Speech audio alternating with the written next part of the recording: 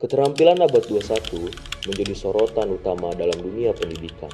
Terdapat keprihatinan tentang kesiapan siswa dalam keterampilan seperti berpikir kritis, kolaborasi, kreativitas, komunikasi, dan keterampilan pemecah masalah. Salah satu keprihatinan utama adalah kurangnya fokus pada pembelajaran yang berpusat pada siswa dalam lingkungan pendidikan.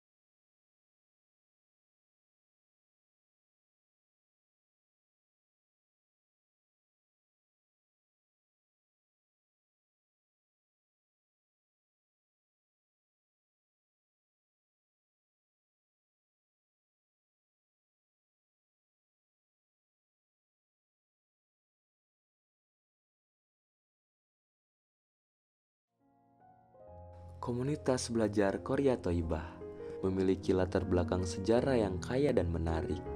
Berawal dari semangat untuk meningkatkan pendidikan dan pemberdayaan masyarakat, komunitas ini tumbuh dan berkembang menjadi pusat pembelajaran dan pengetahuan yang memberikan manfaat bagi banyak orang. Komunitas ini terletak di Kelurahan Kalibening, bagian utara Kota Salatiga. Kelurahan ini dikelilingi oleh pesawahan dan disuguhi oleh pemandangan Gunung Merbabu. Masyarakat di kampung ini homogen, dihuni oleh 100% penduduk beragama Islam dengan dominasi mata pencarian sebagai seorang petani. Kebebasan dalam Qoria Thoibah bukanlah tentang kebebasan tanpa tanggung jawab, tetapi kebebasan untuk menjadi diri sendiri dengan mengedepankan nilai-nilai kebaikan dan keadilan. Setiap anggota komunitas memiliki hak dan tanggung jawab untuk berkontribusi secara positif demi kemajuan bersama. Qoria Thoibah adalah tempat di mana setiap individu dihargai, diakui, dan diizinkan untuk menjadi versi terbaik dari diri mereka sendiri. Sehingga apapun, bebas apapun, asal tidak merugikan orang lain. Kurang lebih nanti begitu. Setiap anggota komunitas diberi kesempatan untuk mengeksplorasi minat, bakat, dan hasrat mereka dengan bebas. Orang bisa sukses belajar kalau bersama-sama atau learning kolaboratif. Dari situ kita memilih kata komunitas belajar, sehingga peserta didik atau warga belajar itu menjadi subjek yang belajar, bukan objek yang diajar. Nah, itu yang membedakan. Kita juga tetap harus bertanggung jawab untuk bebas yang mengerjakan apa yang kita inginkan. Di Qoria Thoibah, praktik belajar menjadi landasan utama bagi pertumbuhan jati diri mereka dan sosial anggota komunitas. Komunitas ini menghargai pengetahuan sebagai alat untuk bisa mandiri dan membuka pintu menuju pemahaman yang lebih dalam tentang dunia. Dalam Qoria Thoibah, praktik belajar menjadi sarana untuk menggali potensi diri, mendorong eksplorasi minat, dan menginspirasi untuk berinovasi. Dengan pendekatan yang inklusif, kolaboratif, komunitas ini membentuk lingkungan belajar yang memicu semangat bereksplorasi dan pertumbuhan yang berkelanjutan bagi setiap anggota. Mulai di hari Senin, ya. Jadi hari Senin tuh kita ada yang namanya upacara, tapi bukan upacara bendera, undang-undang dasar atau apa itu. Kita tuh upacara tuh adalah sebuah wadah buat kita untuk mengevaluasi kegiatan bersama selama seminggu sebelumnya. Kita evaluasi di situ. Hari Selasa dan Rabu itu adalah kelas. Adalah hari di mana kelas kita kegiatan bersama kelas.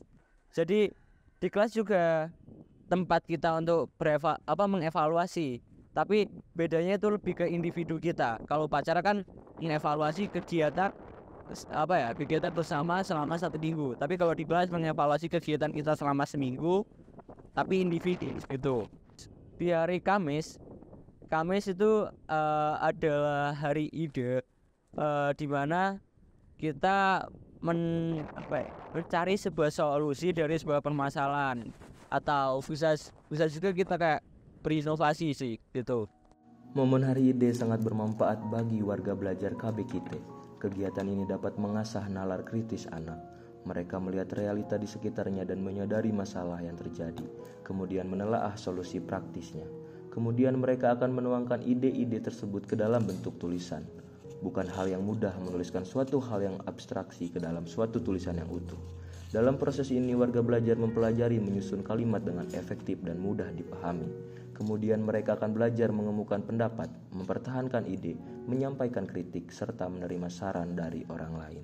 Di hari Jumat itu ada Hargas atau hari kesehatan, di mana kita bisa main, bisa belajar tentang kesehatan, apapun itu, gelar karya.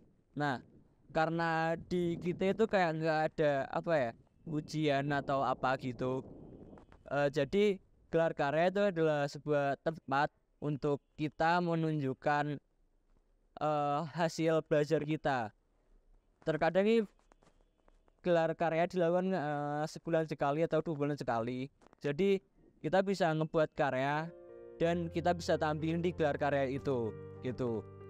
Mereka juga mendapatkan pengalaman baik berlatih sebagai panitia untuk mengorganisir event tersebut maupun berlatih percaya diri sebagai peserta. Mereka juga terlatih untuk berekspresi. Tugas akhir atau TA ya, disingkat TA. Nah, di semester selama 6 bulan selama semester genap itu kita melakukan membuat karya besarnya kita lah. Karena kita nggak ada ujian itu, kita tuh ngebuat karya besar-besaran sebagai bentuk apa yang kita pelajari selama semester sebelumnya, dan kita bakal melakukan sebuah project besar-besaran di semester genap ini. Nah, kita mulai saat misal di bulan Januari di semester genap. Nah, di bulan Januari itu diawali dengan kita ngebuat konsep karya kita. Kita mau buat apa, alasan kita ngebuat itu apa, terus kita juga nentuin timeline kita sendiri, jadwal kita sendiri, kebutuhan kita apa gitu. Terus juga kita nentuin mentor kita, siapa yang bakal ngebimbing kita, yang bisa kita ajak konsultasi untuk karya kita ini. Dan kita lakukan itu selama seminggu sih untuk mempersiapkan konsep karya.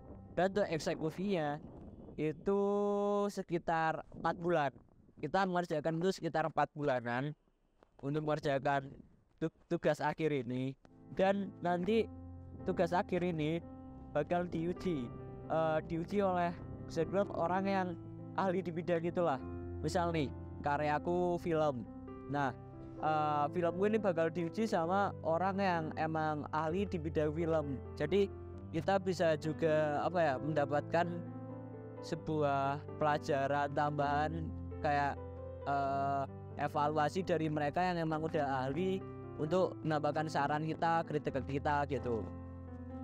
Terus juga nanti di penghujung semester genap kita ada pameran. Jadi karya yang udah kita buat nih selama 4 bulan dan udah kita uji, udah kita revisi, itu bakal kita pamerin ke orang-orang, dan itu buka untuk semuanya lah. Selama di sini aku itu pernah bikin karya tulis dan karya handicraft. Tahun pertamaku tentang tulis, tentang sejarah Kota Kebumen. Tahun keduaku tentang resin, karya resin. Terus yang ketiga itu nulis juga, tulis horor. Dulu collab sama salah satu teman di sini namanya Nanda. Nah, tahun kemarin tuh tentang horor juga, tapi sendiri gitu. Karya yang udah kulakuin ya itu gambar sama lukis. Selama 5 tahun inilah gambar terus. Tapi juga nyoba yang lain, misalnya nyoba editing film, bikin film, terus bikin cover buku juga. Karya-karya yang dihasilkan bermacam-macam, baik komik, poster, fotografi, film, puisi, cerpen, novel, maupun handicraft. Setiap warga belajar akan berjaga di pos karya masing-masing untuk menjelaskan kepada pengunjung. Para pengunjung biasanya akan meminta kontak anak jika tertarik untuk membeli karya anak tersebut. Orang tua warga belajar terlihat berbahagia melihat karya anak mereka. Anak-anak juga terlihat senang ketika karya mereka diapresiasi sedemikian rupa. Selain sebagai bentuk penghargaan, hal ini menjadi pematik agar anak terus berkreasi. Kita merdekakan pada masing-masing individu untuk terus berkarya tanpa batas. Jadi nggak ada standar-standar tertentu yang semua orang punya keleluasaan untuk berbuat, bersikap, berkreasi, berinovasi sesuai dengan latar belakangnya, sesuai dengan kemampuannya, sesuai dengan kesenangannya, sesuai dengan basis kecerdasannya, dan seterusnya. Udah berkarya aja, pokoknya berkarya aja. Di komunitas belajar Qoria Thoibah, metode pembelajaran digunakan memberikan ruang bagi pendamping untuk berinovasi dan menciptakan pengalaman belajar yang bermakna bagi setiap individu. Kebebasan menjadi prinsip utama yang memandu praktik pembelajaran di sini, memungkinkan pendamping untuk menyesuaikan pendekatan mereka sesuai dengan kebutuhan dan preferensi setiap anggotanya. Jadi pendamping di KB kita seperti yang teman-teman tahu itu hampir 100% ya, 98% lah itu alumni dari Qoria Thoibah. Karena kenapa? Pertimbangannya adalah alumni dari KB kita itu memang sudah memahami semua-muanya, mulai dari sejarahnya, visi misinya, dan tentu saja mereka sudah pernah mengalami perjalanan sebagai seorang murid gitu ya, atau warga belajar di KB kita itu sendiri. Kami kan memang membebaskan apalagi di zaman sekarang sumber informasi atau sumber ilmu itu memang tidak bisa dibendung juga. Mau dari manapun itu anak-anak bebas mendapatkan itu. Nah, itulah kenapa di Qoria Thoibah, di kelas, di forum dan lain sebagainya, proses yang terjadi itu lebih banyak diskusi. Nah, diskusi inilah proses kami sama-sama belajar, sebenarnya sama-sama belajar apakah sumber ilmu ini valid dan lain sebagainya. Ruang di mana teman-teman itu memiliki sebuah kebebasan untuk mewujudkan idenya, kebebasan untuk menyampaikan idenya, kebebasan untuk mengenali dirinya dan lain sebagainya. Kebebasan di Qoria Thoibah juga melibatkan penghargaan terhadap perbedaan dan keragaman, keunikan bahkan yang berkebutuhan khusus. Saya membandingkan jika Alfa sekolah di sekolah umum, sudah pasti dibully, sudah pasti, karena dia nggak pernah mau bicara sama sekali, sudah pasti dibully.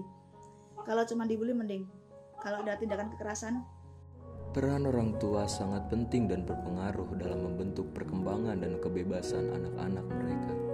Orang tua adalah mitra dalam proses pembelajaran yang mendukung dan memfasilitasi kebebasan anak serta metode pembelajaran yang ada di komunitas Qoria Thoibah. Anak ngikut kan gitu. Nah, tetapi sekarang ini adalah era kebebasan dalam pengertian bagaimana anak memahami kegelisahan orang tua dan sekaligus orang tua memahami potensi tanggung jawab anak. Ya. Nah, di situ kebebasan itu. Ya, komunikasi dua pihak, anak, orang tua, dan tempat di mana ini nyaman untuk anak bisa bertumbuh dalam bagaimana ia memerdekakan dirinya sendiri. Ya. Dalam perjalanan kami bersama Qoria Thoibah, mereka telah menerapkan keterampilan abad 21 sehingga membuka peluang bagi siswa untuk menjadi individu yang lebih siap menghadapi dunia yang kompleks dan berubah dengan cepat. Dengan kebebasan dan dukungan dari lingkungan belajar, siswa di Qoria Thoibah diharapkan dapat tumbuh menjadi pemikir kritis, kolaboratif, kreatif, dan inovatif yang dapat memberikan kontribusi positif bagi masyarakat dan dunia di masa depan menuju tak terbatas.